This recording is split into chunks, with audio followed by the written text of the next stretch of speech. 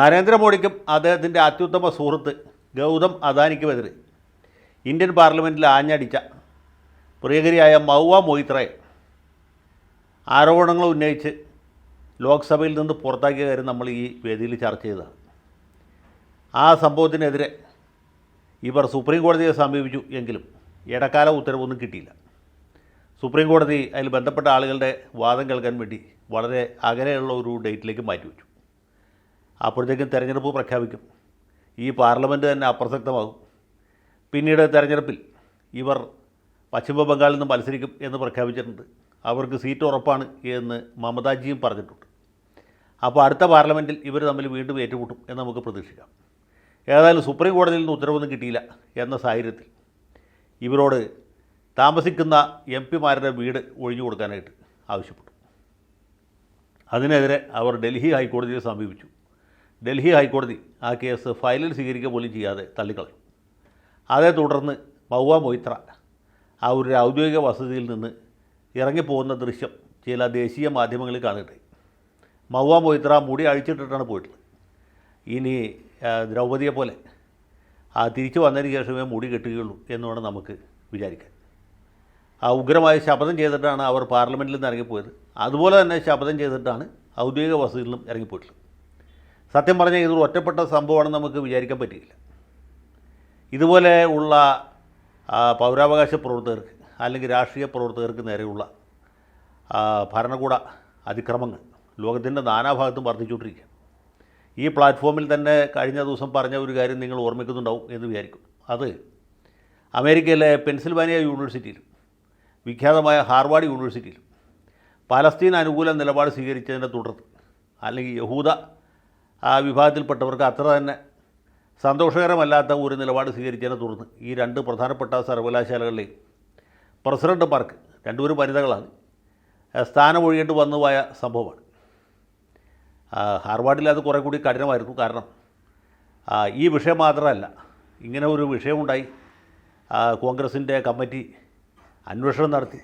ഇവർ അവിടെ നൽകിയ മറുപടി തീരെയും തൃപ്തികരമായിരുന്നില്ല എന്ന് അവർക്ക് തോന്നിയിട്ടും ഈ സർവകലാശാലയുടെ പ്രസിഡന്റ് സ്ഥാനം രാജിവെക്കാതെ വന്നപ്പോൾ അവർക്കെതിരായിട്ട്, ആ പ്രസിഡൻറ്റിന് എതിരായിട്ട് കോപ്പിയടി ആരോപണം ഉയർത്തിക്കൊണ്ടു.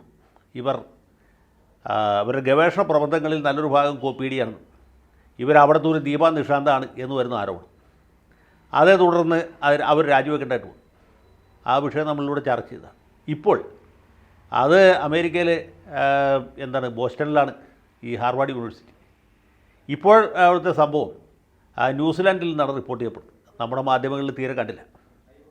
മനോരമയിൽ കണ്ടില്ല, മാതൃഭൂമിയിൽ കണ്ടില്ല, ആ മാധ്യമത്തിൽ പോലും കണ്ടതായിട്ട് എനിക്ക് തോന്നുന്നില്ല. ഇംഗ്ലീഷ് പത്രങ്ങളിലും കാര്യമായിട്ട് കണ്ടില്ല. ആനുഷംഗികമായി എൻ്റെ ശ്രദ്ധയിൽപ്പെട്ടൊരു വാർത്ത, അതിൻ്റെ ഡീറ്റെയിൽസ് ഞാൻ കളക്ട് ചെയ്തത് ന്യൂസിലാൻഡിലുള്ള എൻ്റെ ഒരു സുഹൃത്തിൽ നിന്നാണ്. ശങ്കർ എന്നാണ് അദ്ദേഹത്തിൻ്റെ പേര്. ഈ ശങ്കർ നേരത്തെ ബോട്സ്വാനയിലുണ്ടായിരുന്ന ആളാണ്. അത് ഇപ്പോൾ ന്യൂസിലാൻഡിൽ ഉപരിപഠനത്തിന് പോയിരിക്കുകയാണ്. അപ്പോൾ അദ്ദേഹത്തോട് ഡീറ്റെയിൽസ് ചോദിച്ചു. പുള്ളി എനിക്കത് അപ്പോൾ തന്നെ അയച്ചു. അപ്പോൾ കാണുന്നത് അവിടുത്തെ ഒരു മൗവ മൊയ്ത്രയാണ് ഈ കഥയിലെ നായിക, കഥാവനിത എന്ന് വേണമെങ്കിൽ പറയാം. അവർ ഇറാൻ വംശജയാണ്. ഇറാനിലാണ് ജനിച്ചത്. മാതാപിതാക്കൾ ഇറാൻകാരാണ്. അച്ഛൻ ഇറാൻകാരനായ ഒരു ഷിയ ആണ്. അമ്മ കുർദ് വിഭാഗത്തിൽപ്പെട്ട ഒരു സുന്നിയാണ്. രണ്ടുപേരും മതവിശ്വാസം ഇല്ലാത്തവരാണ്. മകളും സ്വാഭാവികമായിട്ടും അതേ മൂശയിൽ തന്നെയാണ് വാർത്തെടുക്കപ്പെട്ടത്. അത് ഷാ ഭരിച്ചിരുന്ന കാലത്തെ ഇറാനാണ് കേട്ടോ, ഇന്നത്തെ അയത്തുള്ള ഖൊമൈനിയുടെ ഇറാനല്ല. 1980 മറ്റാണ് ഇവർ ജനിച്ചത്. അതിനുശേഷം ഇപ്പോൾ 43 വയസ്സായി. ഇറാൻ ഇറാഖ് യുദ്ധം നടക്കുന്ന കാലത്ത് ഈ ഗോൾറിസ് ഗഹ്റമാൻ എന്ന് പറഞ്ഞ ഈ നമ്മുടെ ഇപ്പോഴത്തെ കഥാവനിതയുടെ മാതാപിതാക്കൾ ഇറാനിൽ നിന്ന് ജീവനും കൊണ്ട് രക്ഷപ്പെട്ടു. അവർ ആദ്യം മലേഷ്യയിലേക്ക് പോയി. പിന്നെ മലേഷ്യയിൽ നിന്ന് ന്യൂസിലാൻഡിലെത്തി. ന്യൂസിലാൻഡിൽ രാഷ്ട്രീയ അഭയം തേടി. അവിടെയാണ് ഈ പെൺകുട്ടി ജനിച്ച് വളർന്നത്. ഓക്ക്ലാൻഡ് യൂണിവേഴ്സിറ്റിയിൽ നിന്നാണ് ബിരുദമെടുത്തത്. പിന്നീട് ഓക്സ്ഫോർഡിൽ നിന്നാണ് മനുഷ്യാവകാശ നിയമത്തിൽ ഉപരിപഠനം നേടി ബിരുദാനന്തര ബിരുദം നേടിയത്. അതിനുശേഷം ന്യൂസിലാൻഡിൽ ഒരു അഭിഭാഷക എന്ന നിലയിൽ പേരെടുത്തു. പൗരാവകാശ പ്രവർത്തകയായിട്ട് പേരെടുത്തു. ആദിവാസികളുടെയും ന്യൂനപക്ഷങ്ങളുടെയും അടിച്ചമർത്തപ്പെടുന്ന വിഭാഗങ്ങളുടെ ഒക്കെ ഒരു അവകാശ പോരാട്ടങ്ങൾക്ക് നേതൃത്വം നൽകുന്ന ഒരു മഹതി എന്ന രീതിയിൽ അറിയപ്പെട്ടു. അവിടുത്തെ ഗ്രീൻ പാർട്ടിയിൽ ഇവർ അംഗത്വം എടുത്തു. അതിൻ്റെ സ്ഥാനാർത്ഥിയായി, ഇവിടുത്തെ തെരഞ്ഞെടുപ്പ് രീതിയായിട്ട് വളരെ വ്യത്യാസമുണ്ട് ന്യൂസിലൻഡിൽ, അവരുടെ സ്ഥാനാർത്ഥിയായി 2017-ലും 20-ലും 23-ലും പാർലമെൻറ്റിലേക്ക് തിരഞ്ഞെടുക്കപ്പെട്ടു. അങ്ങനെ 3-ാം തവണ പാർലമെൻറ്റിലേക്ക് തിരഞ്ഞെടുക്കപ്പെട്ട ഒരു ധീര വനിതയാണ്. ഇവർ പലസ്തീൻ അനുകൂല നിലപാടുകാരിയാണ്. അവിടെ പലസ്തീനെ അനുകൂലിക്കുന്നവരും ഇസ്രായേലിനെ അനുകൂലിക്കുന്നവരുണ്ട്. ഇവരൊരു ഇസ്രായേൽ വിരോധിയായിട്ട് അറിയപ്പെടുന്ന വ്യക്തിയും കൂടിയാണ്. പലസ്തീൻ അനുകൂലിയാണ്, മനുഷ്യാവകാശ പ്രവർത്തകയാണ്, ന്യൂനപക്ഷങ്ങളുടെയും ആദിവാസികളുടെയും അധസ്ഥിത വർഗ്ഗങ്ങളുടെയൊക്കെ പോരാട്ടങ്ങൾക്ക് നേതൃത്വം കൊടുക്കുന്ന ഒരു വ്യക്തിയും കൂടിയാണ്. അപ്പോൾ സ്വാഭാവികമായിട്ടും ഇവർക്ക് വിരോധികളുണ്ടാവും എന്ന് ഞാൻ പറയേണ്ടതില്ലല്ലോ. അങ്ങനെ ഇരിക്കുമ്പോഴാണ് ഏതാണ്ട് മൗവ മൊയ്ത്രയ്ക്കെതിരെ ഉയർന്നു വന്ന പോലെ, അല്ലെങ്കിൽ ഹാർവാർഡ് യൂണിവേഴ്സിറ്റി പ്രസിഡൻറ്റിനെതിരെ ഉയർന്നു വന്ന പോലുള്ള ആരോപണം ഈ ഗോൾഡ്രീസിനെതിരായിട്ടും ഉയർന്നു വന്നു. ആരോപണം എന്ന് വെച്ചാൽ ഇവർ ഓക്ക്ലാൻഡിലെ 2 ഷോപ്പുകളിൽ നിന്നും വെല്ലിംഗ്ടണിലെ ഒരു ഷോപ്പിൽ നിന്നും വസ്തുക്കൾ മോഷ്ടിച്ചു എന്നുള്ളതാണ്. അതായത് ഈ വസ്ത്രവ്യാപാര സ്ഥാപനങ്ങളിൽ, ജൗളിക്കടകൾ എന്ന് പറയും കൂടുതൽ എളുപ്പം, ജൗളിക്കടകളിൽ നിന്ന് വസ്ത്രങ്ങൾ മോഷ്ടിച്ചു എന്ന ആരോപണം ഉയർന്നു വന്നു. അതിന് തെളിവുണ്ട് എന്നാണ് പോലീസ് പറയുന്നത്. 3 സംഭവങ്ങൾ വന്നപ്പോൾ ഇവർക്ക് പിന്നെ പിടിച്ചു നിൽക്കാൻ പറ്റാത്ത അവസ്ഥ.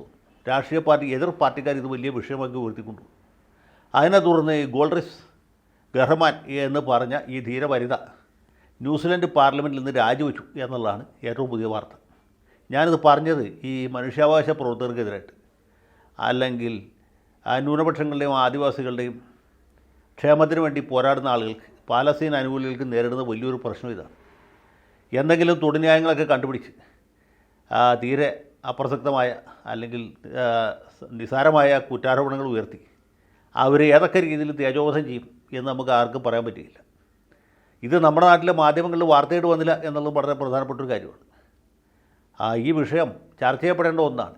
അതായത് ഈ പാലസ്തീൻ അനുകൂല നിലപാടെടുക്കുന്നവർ, അല്ലെങ്കിൽ മനുഷ്യാവകാശ പ്രവർത്തനങ്ങൾക്ക് വേണ്ടി മുന്നിട്ടിറങ്ങുന്നവർ, പാർലമെൻറ്റിൽ പ്രധാനമന്ത്രിക്ക് എതിരെ ആരോപണം ഉന്നയിക്കുന്ന ആളുകൾ, അവർ ഇതുപോലെയുള്ള കേസുകളിൽ പെടുന്നു. ഇപ്പോൾ മൗവ മൊയ്ത്രയുടെ കാര്യത്തിൽ നമുക്കറിയാം. അവർക്ക് എതിരെ ഉയർന്ന ആരോപണം ഇവർ പാർലമെൻറ്റിൽ ചോദ്യം ചോദിക്കുന്നതിന് പണം വാങ്ങി, അല്ലെങ്കിൽ വിലപിടിപ്പുള്ള സമ്മാനങ്ങൾ സ്വീകരിച്ചു, അവരുടെ പാസ്വേഡും യൂസർ ഐ ഡിയും ഗൗതം അദാനിയോട് വിരോധമുള്ള ഒരു വ്യവസായിക്ക് കൈമാറി എന്നുള്ളതാണ്. ഈ ഗോൾഡ്രിസ് ഗഹർമാനെതിരായിട്ട് ഉയർന്നു വന്നിട്ടുള്ള ആരോപണം അവർ ജൗളിക്കടകളിൽ നിന്ന് സാധനങ്ങൾ മോഷ്ടിച്ചു എന്നുള്ളതാണ്. അപ്പോൾ ഇങ്ങനെയുള്ള കേസുകളിലാണ് ഇതുപോലെയുള്ള പ്രതിഭകളെ കൊടുക്കുന്നത്. ഈ ലോകം ഈ രീതിയിലായിപ്പോയല്ലോ എന്നാലോചിക്കുമ്പോൾ എനിക്ക് സത്യത്തിൽ സങ്കടമുണ്ട്. വളരെ ഹൃദയവേദനയോടാണ് ഞാൻ ഈ എപ്പിസോഡ് ചെയ്തത്. നിങ്ങൾ ആ രീതിയിൽ തന്നെ ഇത് സ്വീകരിക്കും എന്നും ഞാൻ പ്രതീക്ഷിക്കുന്നു.